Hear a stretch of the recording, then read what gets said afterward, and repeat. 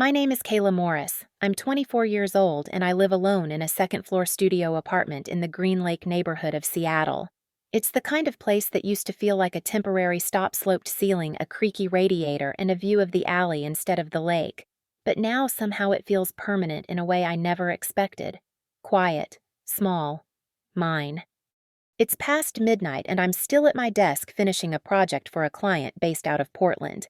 The lights are low and my fingers move across the keyboard with practiced rhythm. The machine I'm working on isn't just any PC, it's the one I built over 3 years from odd jobs, saved pennies, and long nights. It's the same one that disappeared from my room last year, the same one my parents sold to a stranger without telling me. I got it back eventually. But not before I lost far more than a piece of hardware. If I told someone this story without context, they'd probably shrug. Families fight. Misunderstandings happen. Maybe they'd say it's just a computer, nothing worth burning bridges over. But that's the kind of thinking that got me hurt in the first place. What they took wasn't just metal and wires. What they sold was my stability, my independence, the thing I built when no one else built anything for me. When people ask how I ended up living by myself in this quiet apartment with mismatched plates and thrifted curtains, I tell them the truth in pieces.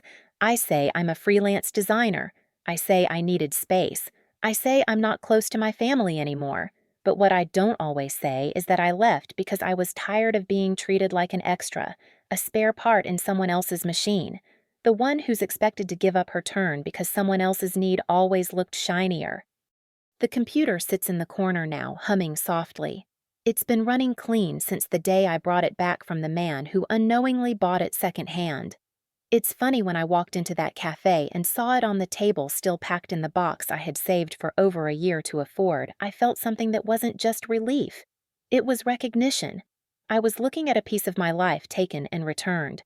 Not because they cared, because I demanded it. I didn't grow up planning to be a freelancer. I studied digital design because I loved it and because it was something I could do alone without waiting for permission. I never minded the quiet. What wore me down was being surrounded by people who confused silence with agreement, who thought my sacrifices were proof that I didn't need anything in return. My parents always said I was the responsible one, like it was a compliment. But what they really meant was, you're the one we can take from without guilt. My sister Lauren is 3 years younger than me. When we were little, people said we looked alike. Same eyes, same hair, same crooked smile. But as we grew older, our roles split like railroad tracks. Lauren got the Spotlight's fashion school internships, birthday trips with hotel suites and silk robes. I got next time and be patient, and you're so mature, Kayla. When I was 15, I babysat Lauren's friends during her birthday party because Mom said she didn't want me to feel left out. I didn't feel left out. I felt invisible. The studio apartment is quiet, except for the soft whir of the fans. I've lived here for 9 months, long enough to memorize where the floor creaks and which cabinet door sticks. There's a small desk by the window that I salvaged from a college yard sale and repainted. On top of it, my PC glows faintly, its fans steady like a heartbeat. Nearby, a manila envelope sits tucked under the monitor stand. Inside are printed receipts every purchase I made to build that machine, from the processor I bought on backorder to the $17 discount keyboard I used for 6 months. I keep the receipts not because I plan to fight again, but because they remind me of the one time I didn't back down. The one time I didn't let my silence be interpreted as approval. The night I came home to an empty desk, something broke. Not loud, not theatrical. It was quiet, like a door clicking shut. That silence didn't feel like peace, it felt like absence. It felt like proof that they had finally stopped pretending I mattered. I know there are people who'll hear this and say, they're still your family. But I don't think family should be something you have to keep proving you deserve. I never asked them for anything. Not when I worked double shifts at the bookstore and the community pool during college. Not when I skipped birthday dinners to meet project deadlines. I didn't ask for favors. I asked for basic respect, for my boundaries to be seen as real. Now, I design motion graphics for small businesses and stream twice a week. I don't make a fortune, but I earn enough to cover rent, groceries, and keep my computer running. The work isn't always glamorous, but it's mine. My designs go live on websites. My animations play on people's phones. My name is on the invoices. And that machine, the one they called just a computer, makes it all possible.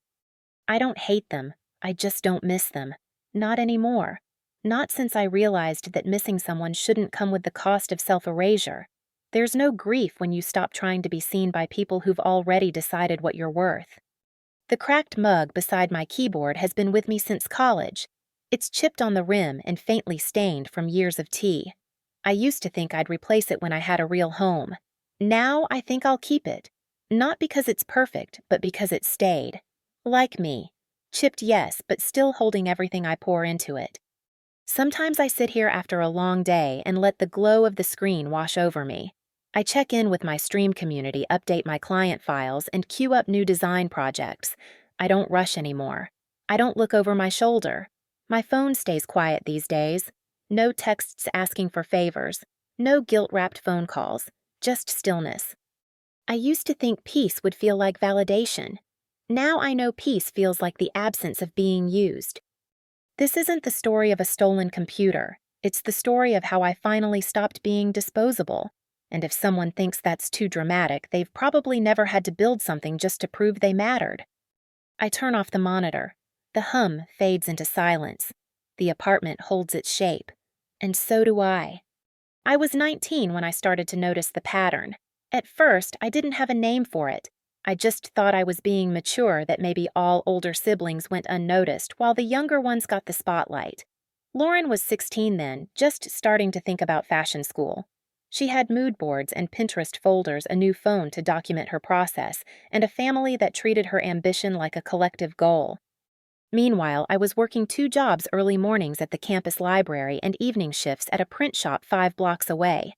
My days were a blur of textbook pages, sandwich wrappers, and standing in line to pick up student loan checks that barely covered tuition. I remember once asking my mom if I could take an advanced typography course that required a $300 software kit. She blinked at me and said, "Lauren's got that internship coming up in New York, honey. That's a priority." It wasn't said with malice, just with the kind of certainty people use when talking about facts. Lauren always needed things. A more powerful laptop, new drawing tablets, a rent deposit for an apartment near her studio. My parents never said no. They moved money around, borrowed from cousins, even dipped into the retirement fund once. For me, it was always next time. Wait until the timing is better. I learned not to ask unless I had already calculated how to survive a no. On my 20th birthday, I came home expecting nothing elaborate, just a quiet dinner, maybe a store-bought cake. But that afternoon, Lauren had accidentally double-booked a group spa trip with her friends, and my parents decided dinner wasn't worth holding without her. "It won't be meaningful if she's not here," Mom said when I walked into the kitchen and saw the empty table. I bought myself a small cake on the way back to campus and ate it in my dorm with a mug of instant coffee. I told myself it didn't matter. Birthdays come every year. I kept a notebook filled with freelance gigs, mostly cheap logo design jobs for small shops and high school sports teams. I saved every dollar I could using discount textbooks and duct tape to keep my laptop charger from fraying. My room was small with one window that overlooked a wall of peeling brick, but it was mine and I worked hard to make it feel like a life I owned. Lauren, on the other hand, was a celebration waiting to happen. Every milestone came with balloons and wine Instagram posts filled with hashtags like "We're so proud" and "Design Queen." When she got accepted into a design program in Los Angeles, our family threw a dinner at a high-rise restaurant downtown. It cost more than my grocery budget for 2 months. I didn't go.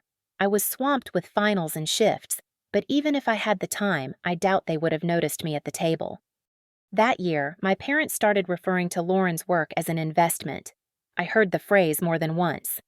"We're investing in her future," Mom would say to aunts and uncles over the phone.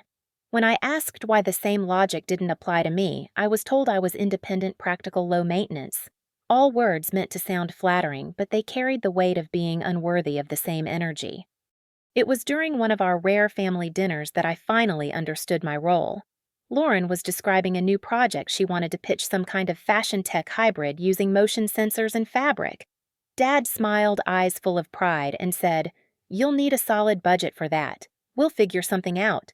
I laughed, not unkindly, and said, "Wish I had that kind of runway during finals." My mom looked at me and replied, "Kayla, you always manage. You're the one we never have to worry about." I didn't say anything, but the words stayed with me. I wasn't the dreamer. I was the one who carried the bags, held the door, sent quiet reminders that everything would be okay. I realized I had become their insurance. When things fell apart, I was the backup plan.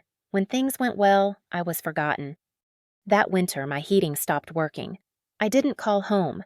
I wrapped myself in layers and worked late at the campus library just to stay warm. Lauren posted a picture of her new apartment's hardwood floors, captioned, "Finally feels like home." My home was a space heater that clicked loudly at night and a radiator that hissed more than it heated. I told myself this was what resilience looked like. Over time, I stopped measuring fairness in gifts or attention. I measured it in who was allowed to ask for help without shame. Lauren could call home in the middle of the night to say she lost a design file, and Dad would stay up to troubleshoot. When my laptop battery died during a presentation, I borrowed one from the front desk because no one picked up when I called. Even during holidays, the contrast was obvious. Lauren got silk scarves, curated gift boxes, and personalized journals. I got gift cards, usually unwrapped sometimes, with the activation sticker still on. One year, I got a pack of pens from a brand I had never heard of. No card, no explanation. Just, "Here, this is yours," as it was handed across the table. But I kept showing up, because part of me believed that being reliable would eventually be rewarded. That if I just stayed steady, they'd see me. They'd say thank you. They'd ask how I was doing without needing something in return. It didn't happen, and slowly I started to let go of the idea that it ever would. The desk in my college apartment had a crack along the edge.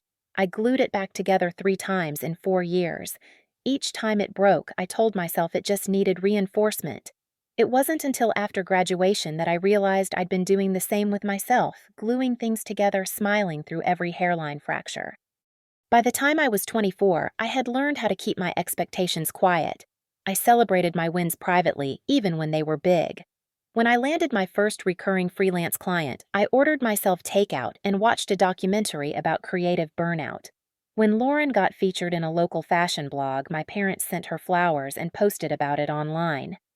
That was the year I started saving for something I hadn't dared to hope for: a work setup that wouldn't crash during rendering, a machine that could keep up with the software my professors once told me I was born to master. Every shift, every late-night revision, every extra assignment, they all fed that goal. Looking back now, I can't pinpoint the exact moment I stopped hoping to be chosen. Maybe it was the 4th time my birthday was overlooked. Or maybe it was when Mom said Lauren's life just has more moving parts right now. As if mine didn't count because it didn't need rescheduling. I wasn't the emergency. I was the fallback. And fallback kids don't get noticed, they get silence. They get told to understand while someone else's path is cleared. Some families think practicality is love. That making you responsible is the same as giving you value. But love without visibility isn't love. It's management. And I was tired of being managed. I started building the computer during my final semester of college. Not all at once, it was more like collecting puzzle pieces over time, scavenged from discount codes, refurbished sections, and second-hand deals. I kept a spreadsheet for it color-coded by urgency and compatibility. It wasn't a hobby. It was a lifeline. Every component was a milestone earned from work, not whim. My first upgrade was a cooling fan. I remember it clearly because I skipped 2 dinners out and stayed late in the campus lab just to make that month's budget stretch. It cost me $52, which felt like a small fortune at the time. But I needed it. The old fan wheezed during rendering, threatening to shut down my entire setup. When I finally installed the new one, I watched the temperature drop on the diagnostic screen and felt something I rarely did in that house control. That machine was more than a PC. It was a declaration that I didn't need to wait for permission. I assembled it piece by piece over 3 years, running freelance gigs on a 10-year-old laptop while saving for each part. I took jobs that paid in cash gift cards and sometimes just referrals, all to move closer to that goal. My friends celebrated new phones or vacations. I celebrated when I could afford a graphics card that didn't choke on basic animation sequences. The tower sat under my desk like a quiet partner. It hummed with every late-night deadline, every revision request, every render that used to crash my old system. It was fast, not because I threw money at it, but because I understood it. I knew every wire, every shortcut, every keystroke. It was my machine, and it made me feel like my future wasn't just theoretical. No one else in my family understood that. They saw the hours I spent at my desk and called it Kayla's screen time. They watched me skip dinners, holidays, weekends, and thought it was a phase. Lauren once joked, "You need a real job. All this freelancing stuff sounds made up." I didn't respond. I was too tired to explain that the reason the lights stayed on, the reason I didn't need to ask them for rent, was because of those gigs. When Lauren landed an internship at a design firm in Los Angeles, my parents acted like she had won the Nobel Prize. They emptied their savings to rent her an apartment near downtown, fully furnished and styled to match her taste. The sofa was Italian, the dining table was walnut. I remember Mom calling me from the car, gushing about the neighborhood and the natural lighting for Lauren's design inspiration. At the time, I was still working out of a bedroom with a dented desk that creaked every time I leaned forward. The drawers didn't align, so one of them would always slide open when I typed. I didn't complain. I was just glad to have a machine that let me take on real client work contracts that paid more than $50. Then came the knock on my door. It was a Thursday evening, and I had just sent off 3 proofs to a client in Colorado. Mom stood in the hallway holding a folded towel like she'd just stepped out of the laundry room, casual and calm. "Kayla," she said, "Lauren asked me to talk to you about something." I kept my eyes on the screen, half listening. "She needs a machine powerful enough to handle video rendering," Mom continued. "Her laptop can't keep up with the files she's working on." She paused, waiting. "Would you be okay with letting her borrow yours for a while?" My fingers froze above the keyboard. "You mean the one I built over 3 years I asked?" Mom didn't flinch. "You still have your old laptop, right? You can manage your work from that for a few weeks. You mostly do design stuff. It should be fine for now." I didn't raise my voice. I didn't argue. I just said, "That's not possible, Mom. That PC is my work. I need it." She sighed like I had just failed a test. "Lauren has more opportunities right now. She's building her future Kayla. You're still here freelancing. Don't you think you could be a little more flexible for the family?" I said nothing. That night, I sat at my desk, hands resting lightly on the tower's casing. I ran my fingers along the front panel, tracing the groove of the USB ports like they were familiar scars. I didn't sleep much. Something in the air felt off, like the silence wasn't just silence, but a waiting space for something to happen. Saturday came, and I had just wrapped up a round of revisions for a long-term client. I went downstairs for a drink, stretched my legs, cleared my head. When I came back upstairs, I stopped cold. The desk was empty. No tower, no monitor, no mouse, no keyboard. Even the gaming chair I had saved 4 months to buy was gone. The room wasn't ransacked. It was curated like someone had neatly uninstalled my life and left behind a void. I ran to the living room, my heart already pounding. There they were, my parents sitting at the dining table like it was any other weekend. Tea, a catalog, calm voices. "Where's my computer?" I asked, already knowing the answer. "We sold it," Mom said, her tone flat like she was announcing a garage sale item. Lauren needed money for her graduation exhibition. We made a decision. I stared at them, words refusing to come. "You sold it," I managed to say. Dad set down his magazine. "We discussed it as a family. That machine was just sitting there for games and little projects. Lauren has real stakes now. We had to prioritize." My hands were trembling. I clenched them into fists. "That wasn't a toy," I said. "That was my job, my livelihood. It took me 3 years to build." "You're overreacting," Mom said. "It's just a computer. You can build another. You're good at that kind of thing." "You didn't even ask me," I said. "You just took it." "Lauren needed it," Dad snapped.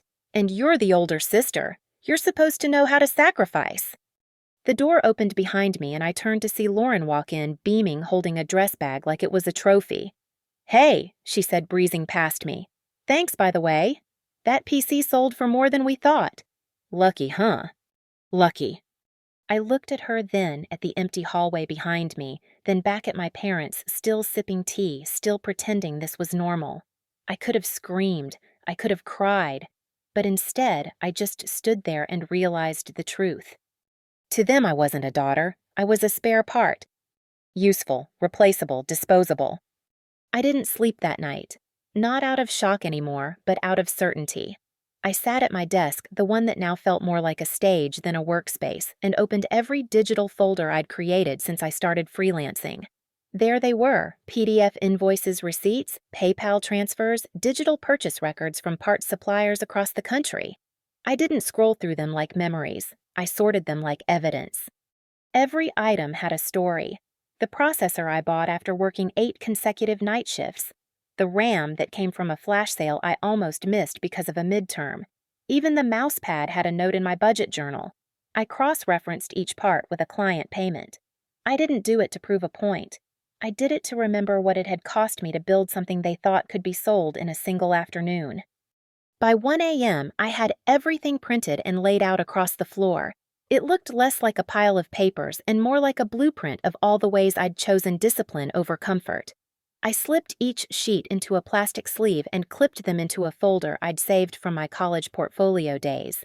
The last item I printed was a screenshot of the resale listing an ad my parents had apparently posted online, listing my machine for $1,200 with the specs copied from my original configuration notes.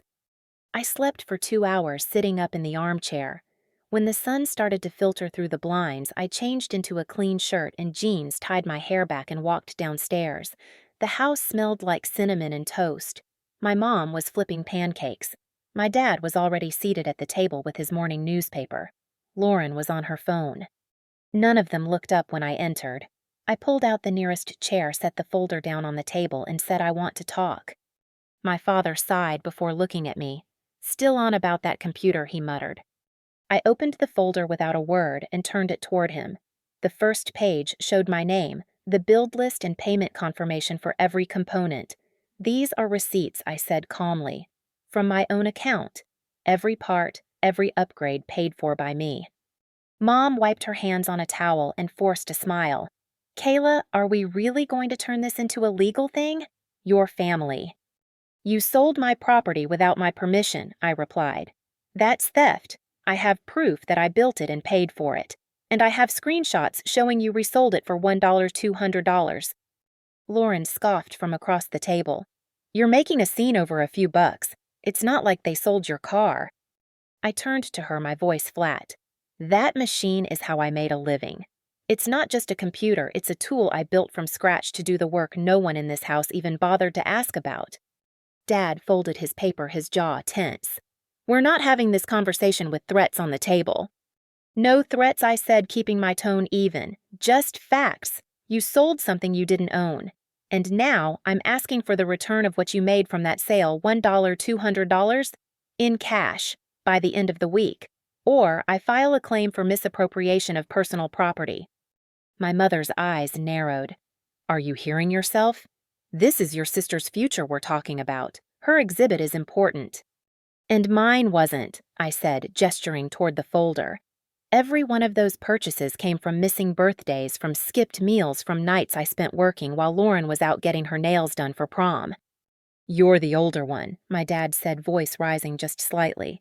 "You should know what it means to give without needing to get something back." "No," I said. "What you mean is that I should accept being used without complaint." Lauren finally looked up from her phone, her voice syrupy and smug. "You're acting like they pawned your baby. It's a computer. You'll build another one. You always do." I looked at her and then at my parents, who were both watching me like I had lost my sense of reason.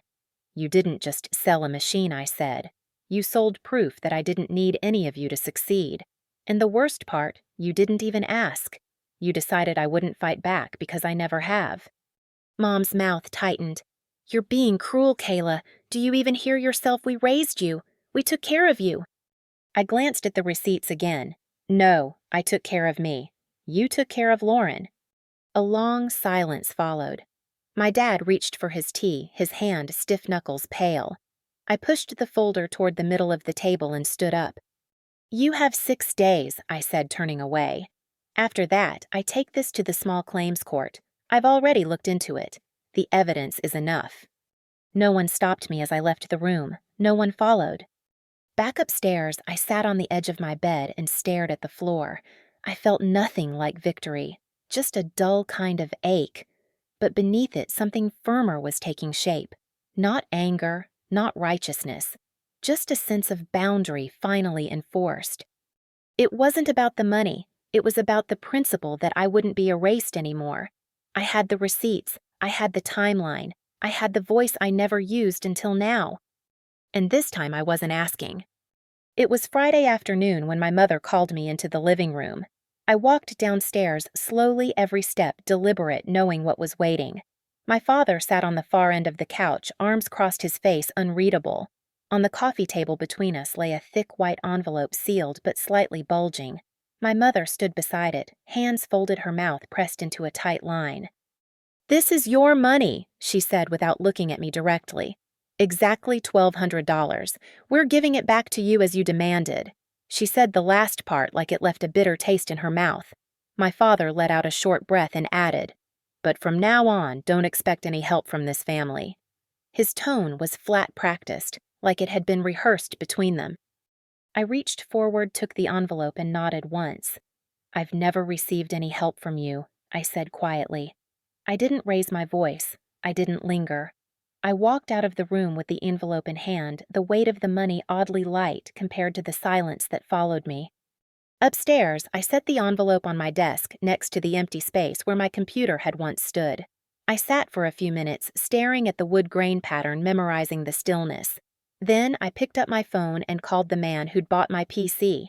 He had replied to my message a few days earlier with a polite, cautious tone, saying he'd kept everything in its original condition and hadn't installed anything new. It seemed too good to be true, he'd said. I figured someone would come looking for it. We agreed to meet at a small cafe in downtown Seattle. Neutral ground.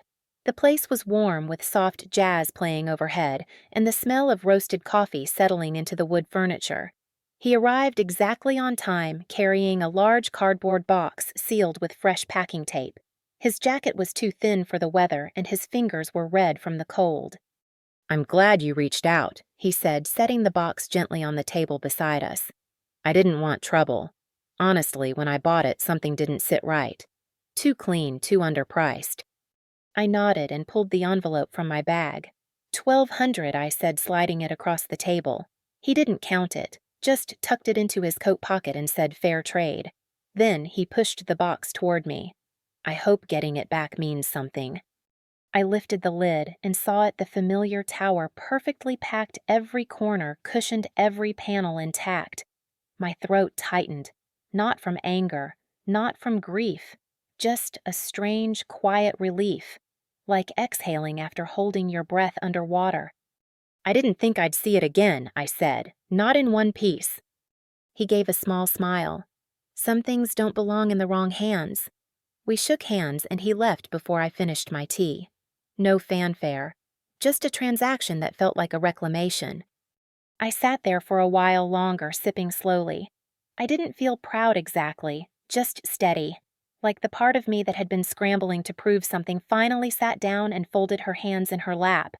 I had what was mine. No one had given it. I had taken it back. Back in my apartment, I opened the box and carefully lifted the tower onto my desk. It powered on instantly, the familiar startup chime filling the room. The desktop icons blinked to life exactly where I'd left them. Nothing had been touched. My background image, a sunset I'd photographed after my first big client job, still glowed across the screen. Everything was where it belonged. I ran my hand across the side panel, feeling the slight vibration of the fans spinning inside. It was like welcoming back a friend you'd feared was lost, not because it was expensive or high-powered, but because it was mine in the way nothing else in that house had ever been. Later that evening, Lauren passed by my door. She didn't knock, just paused, glanced in, and said with a smirk, "You really know how to put on a show." I didn't look up from the screen. I just smirked back, not saying a word. She walked away without waiting for a response. That night, as I updated my drivers and reorganized my project folders, I realized something important. I didn't need to win. I didn't need to be vindicated in their eyes. I had already done what I came to do, draw a line, and refuse to be crossed again. There was no apology from my parents, no sudden moment of reflection or regret, just the envelope and the warning to never expect anything more. And for the first time, I agreed with them. I wouldn't expect anything. Not sympathy, not fairness, not recognition. Because I didn't need it. The computer was proof that I could build something valuable from scraps, that I could lose it all and still return stronger, that even if they never acknowledged what they did, I could still reclaim what mattered most: my agency, my effort, my worth. The money had been given back reluctantly, like a debt paid under protest, but I didn't care. I didn't need their blessing. I didn't need a clean ending. I just needed the part where I got to walk away with what was mine. I kept the envelope now empty in my desk drawer, not as a souvenir, but as a reminder that sometimes justice isn't about loud victories, it's about quiet returns, about knowing where you stand even when no one else claps for you. And as the hum of my machine filled the room again, as my fingers moved over keys that felt familiar and earned, I understood something I hadn't before. I was never waiting for an apology. I was just waiting to stop needing one. After I got my computer back, something in me went quiet, not numb, not defeated, just still. I no longer spent energy bracing for the next cut, the next apology that never came. I'd gotten what mattered, and I didn't need them to see me anymore to believe I had value. But they weren't finished. It started subtly password reset notifications from platforms I hadn't logged into in weeks. Then came the emails, suspicious login attempt detected from a new device. Each time the IP address was off by just enough to feel distant, but familiar enough to raise a flag. I traced one of them to a residential block just a few streets over from my parents' house, the same neighborhood where I grew up. I didn't say a word. Instead, I spent the next hour changing every password, enabling two-factor authentication, and linking all my logins to an encrypted app on my phone. I contacted a friend in cybersecurity who helped me build digital walls high enough to keep out even the most persistent ghosts. I didn't mention who I thought was trying to get in. I didn't need confirmation. I just needed peace. I deleted the old shared drive I had used for family projects, removed access to my design folders, archived personal messages, blocked every account that felt tied to the house I'd left behind. I wasn't afraid. I wasn't even angry. I just didn't want their hands on anything I built anymore. My time and focus shifted entirely to work. I reopened my design channel on a platform I'd left dormant for over a year. The first stream was quiet, only 4 viewers and a handful of messages, but I felt something I hadn't in a long time: anticipation instead of dread. I wasn't streaming to prove anything. I was just there working, talking through design choices, answering questions from strangers who didn't care where I came from, only what I could do. One of those viewers messaged me afterward. Her username was simple, something like Inkline Studio. She wrote, "You make complicated work feel calm. I've been afraid to start freelancing, but tonight helped." I read her message twice before responding. I was afraid too. But building your own space starts small. That week, I got an unexpected email from a small design agency based in Portland. They'd found me through a referral on a freelance board, and they needed someone to help develop a rebrand for a sustainability startup. The contract wasn't huge, but it was steady. I signed it without hesitation, then printed the welcome packet and pinned it to my corkboard. There was no celebration, just a quiet evening in my studio, tea steeping beside me and the computer humming like a gentle reminder that I'd made it through. Not famous, not loud, but intact. The login attempts didn't stop completely. Every so often I'd get an alert. New device attempted to access your account. Is this you? I'd smile, shake my head, and press deny. Then I'd close the laptop and go for a walk around the neighborhood. No one in this part of Seattle knew my story. No one stopped me in the hallway to ask how Lauren was doing or if I was coming home for dinner. It was the anonymity I used to think would feel like loneliness, but now it felt like freedom. Online, my channel slowly grew. A few regulars came back every week. They asked about design techniques, font pairings, color grading. Some just listened while I worked, typing the occasional "looks good" or "that's clean." It was a strange kind of intimacy, knowing you were seen by people who had no obligation to like you. One viewer, a high school student from Wisconsin, sent me a message after a stream. "My mom tells me I waste time on digital art," he wrote.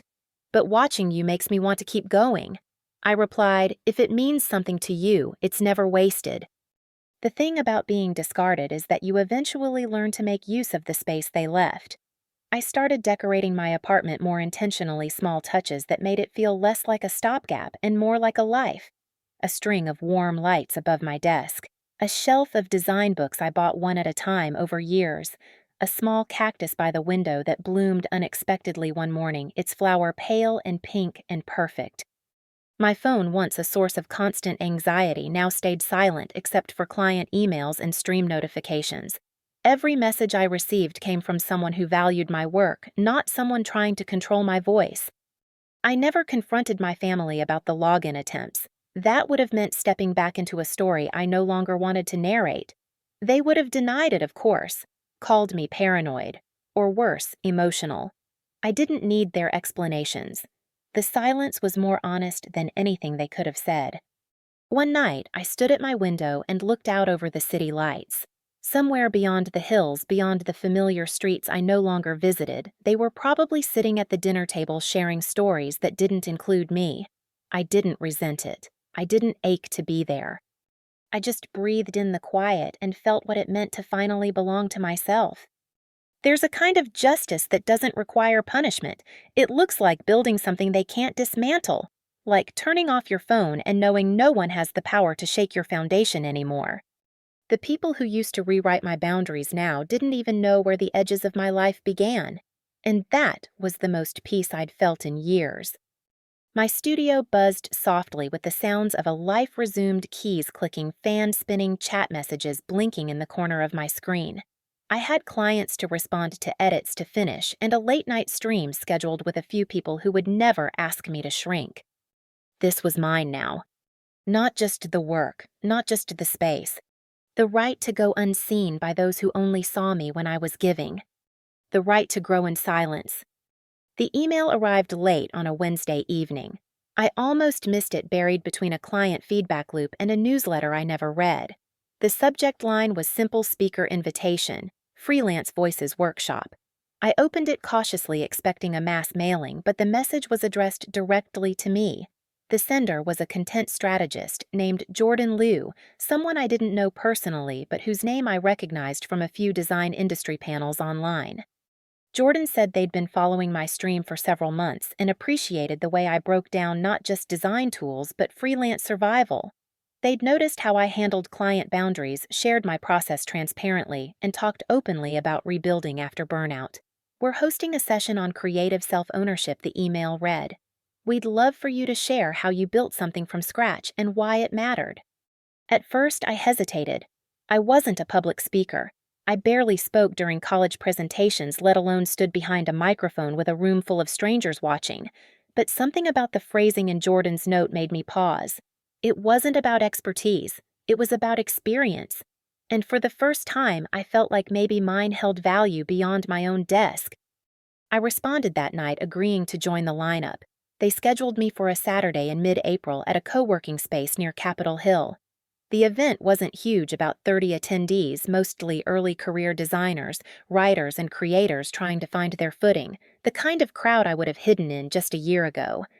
In the days leading up to it, I built a simple slide deck. Nothing flashy.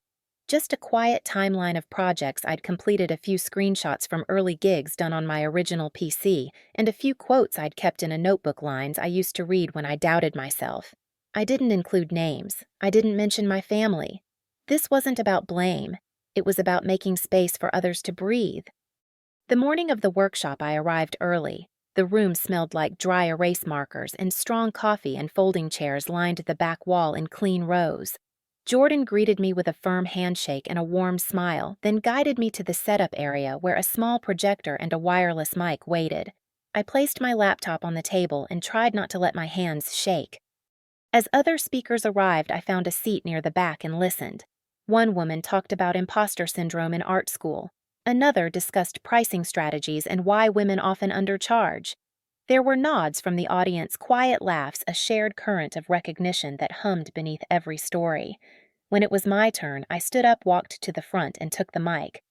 I introduced myself with no fanfare. "My name is Kayla Morris," I said. "I'm a freelance designer based here in Seattle. I work mostly in branding and motion graphics, but I didn't come here to talk about clients or aesthetics." I clicked the first slide, a low-resolution screenshot of a design from 4 years ago. This was my first paid job. It took me 8 hours to complete, and I earned $35. A few chuckles rippled through the room. I smiled. The money wasn't what stuck with me. It was the feeling that someone had trusted me with their vision and I'd delivered. I clicked to the next slide, my early PC specs written on a notepad. I built the computer I used for most of my career from scratch. It wasn't powerful. It wasn't pretty. But it ran clean and it never gave up before I did. The room was still attentive.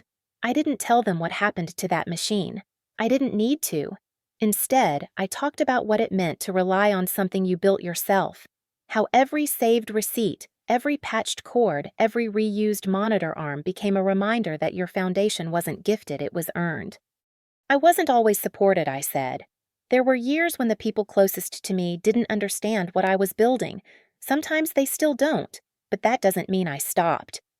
I shared one more slide, a quiet photo of my current workspace, nothing dramatic, just my desk, a cactus on the sill, and the tower that had come home to me after being sold. You don't need a perfect origin story, I said. You just need a point where you stopped shrinking to make others comfortable. The talk lasted 15 minutes. No one clapped loudly when I finished, but they nodded, leaned forward, and stayed quiet in that way people do when they're processing something personal. I handed the mic back to Jordan and sat down, my chest tight, but not with fear. It felt like I'd finally handed off something I'd carried alone for too long. After the session ended, I gathered my things, slowly, unsure if anyone would approach. I was halfway through folding up my laptop when a young woman with dark curls and a navy tote bag stepped up beside me. "Kayla," she asked, her voice soft. I nodded. "I just wanted to say thank you," she said. "You made me feel less alone. I thought I was the only one who had to build a life from the edges." I didn't know what to say at first, so I said the only thing that felt honest. "You're not alone. None of us are. We're just not always in the same room." She smiled, nodded once, and walked away. That evening, I went home and opened my stream. It wasn't a special broadcast, just a simple design walkthrough. But more people than usual joined in. Some from the workshop, a few from new places I didn't recognize. I worked while they chatted quietly the way friends do when they're comfortable sharing space. I looked around my apartment. The light through the window was low and gold. My tower hummed beside me. The slides from the workshop were still open on my screen, waiting to be archived. I saved them not just for memory, but as proof that sometimes the moment you stop waiting to be seen is exactly when others find you. Most mornings now start the same. The soft click of my space heater warming up the room, a mug of cinnamon tea balanced on the windowsill, and the quiet hum of the tower beside my desk. My apartment isn't big, but it's mine. The walls are still bare in places, but they don't feel empty anymore. They feel like a space I've filled slowly on my own terms. Outside, the neighborhood wakes up gently. Footsteps on the stairs, the whir of a delivery bike passing someone's dog, barking once before being hushed. I used to imagine peace as silence, the kind that erased all the noise from your past. But it's not like that. Peace is having noise that doesn't shake you anymore. It's hearing the world move around you and knowing you don't need to prove anything to be part of it. My workdays are full but manageable. I've got a steady list of clients now, mostly small businesses and artists needing design support. Nothing glamorous, but honest and consistent.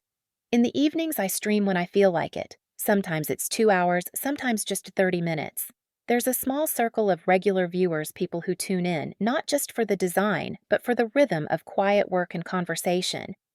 My audience doesn't ask about my family. They ask about brushes and typography, about layering tricks and color palettes.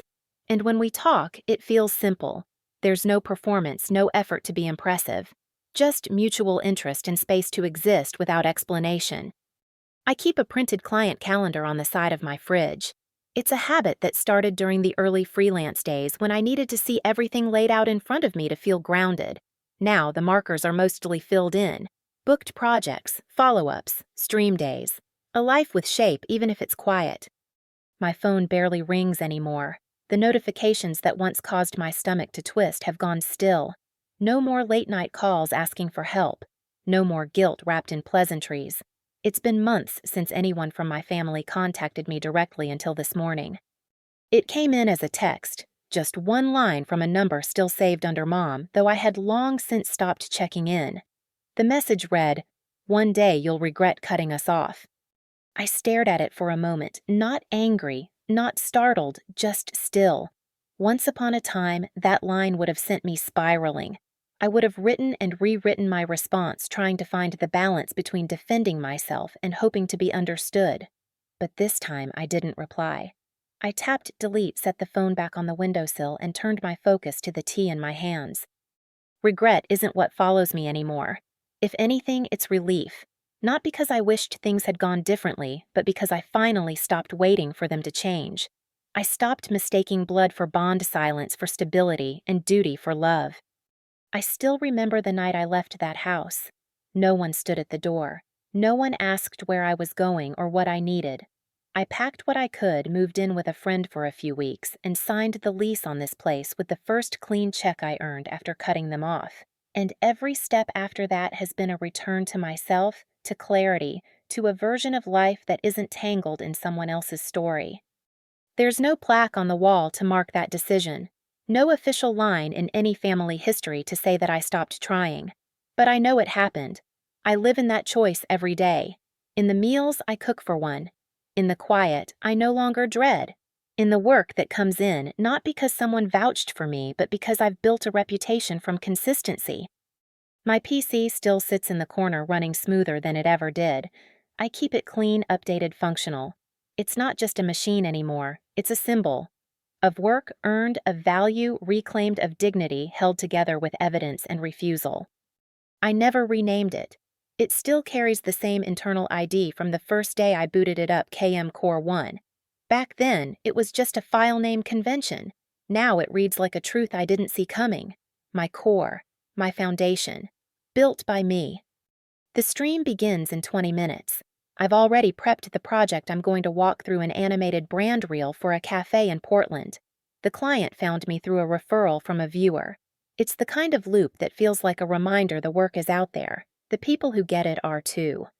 Sometimes I think about how different it could have been if they'd just paused just once to ask what the machine meant to me. Not for its price tag, but for what it represented. But those thoughts pass through now like shadows. No longer heavy, no longer important. The life they wanted me to support was never mine to carry, and now I no longer shoulder the weight of explaining why I let it fall. I open the streaming software. The dashboard lights up. Chat is already active, a few familiar names checking in. One asks how my weekend was. Another drops a message that says simply, "Looking forward to seeing what you're building today." I smile just a little, not because I need their praise, but because it reminds me some people don't ask you to shrink to fit into their world. They show up for the space you've made and they honor it by staying. The tower's fans begin their gentle spin. The interface loads clean. My fingers hover over the keys, ready to begin. This isn't the life I planned. It's the one I protected. They called it just a computer. I called it my beginning. Kayla's story isn't about revenge or recognition. It's about reclaiming what was quietly taken and rebuilding from the inside out. Through the loss of her computer, she uncovered a deeper betrayal, the casual way her effort, time, and worth had been dismissed. But instead of yelling, she documented. Instead of breaking, she rebuilt. And in choosing to walk away, she didn't lose a family. She found herself. This journey reminds us that validation doesn't have to come from the people who failed to see us. Sometimes real peace begins when you stop explaining and start living on your own terms. If this story resonated with you, take a moment to share your thoughts in the comments. Like, subscribe, or follow for more real stories about finding strength in quiet places and building a life that belongs fully to you. Your voice matters, especially when you use it to stay true to yourself.